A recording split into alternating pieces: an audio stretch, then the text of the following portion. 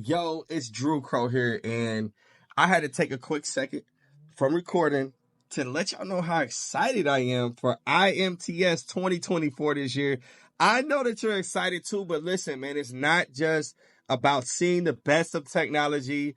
It's not just about all the exciting things that you're going to see there, but it's about networking. This thing really kicked off my career in the biggest way possible.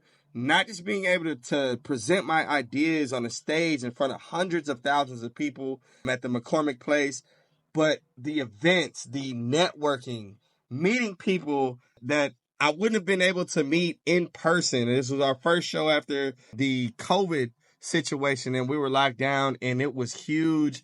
Outside of McCormick Place, there's events, there's dinners. You're going to be bumping into people from the industry, exchanging ideas, exchanging products. There's no other place for manufacturing like this. Nothing else compares.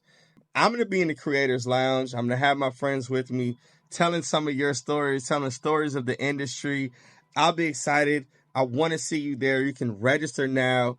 Stay tuned to check out some highlights from my last IMTS in 2022. I hope to see you there in 2024. We only a couple of months away. I can't wait.